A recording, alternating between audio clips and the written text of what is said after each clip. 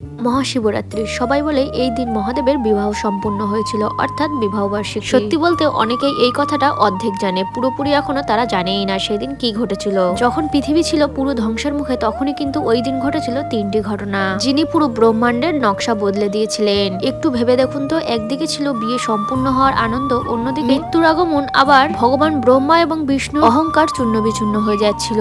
আপনি যদি এই ভিডিওটা 16 ফেব্রুয়ারির আগে দেখে থাকেন তাহলে কিন্তু আপনিও সতর্ক হয়ে যান, আপনিও ওই দিনের ঘটনা শুনে আশ্চর্য হয়ে যাবেন। জেনে নি ওই দিন কি ঘটনা ঘটেছিল। ভগবান ব্রহ্মা এবং বিষ্ণুর মধ্যে যুদ্ধ শুরু হয়ে গেছিল। ওনারা দুজনেই বলতে থাকে এই ব্রহ্মাণ্ডের সবচেয়ে মহান হলেন আমি। ওনাদের এই অহংকার পৃথিবীকে যখন ধ্বংসের মুখে ঠেলে দিচ্ছিলেন তখন ওনাদের দুজনের মাঝে এক বিশাল আগুনের স্তম্ভ তৈরি হলো।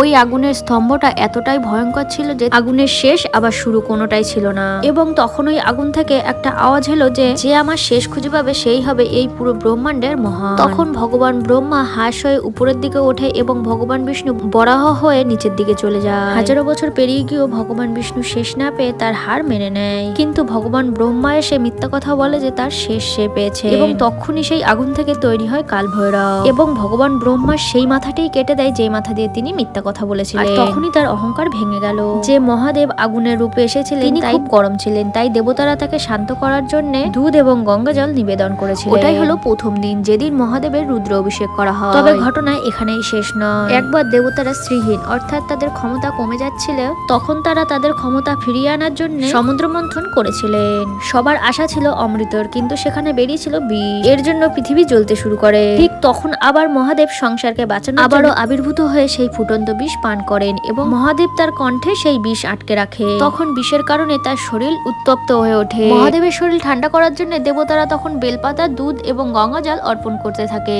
আর মহাদেবের ঘুম যাতে না আসে এই কারণে সারা রাত জেগে তারা গীত গাইতে থাকে।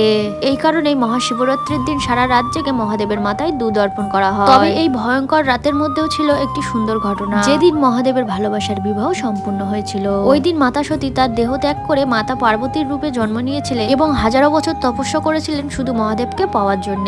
ওই মহাশিবরাত্রির দিন মহাদেব আবার মাতা পার্বতীকে বিবাহ করে। আপনি 16 ফেব্রুয়ারি যখন মহাদেবের মাথায় জল ঢালবেন তখন একটা কথা মনে রাখবেন, আপনি কিন্তু সেই আগুনটাকে নিভাচ্ছেন এবং বিষের যন্ত্রণাটাকেও কমাচ্ছেন। হর হর মহাদেব।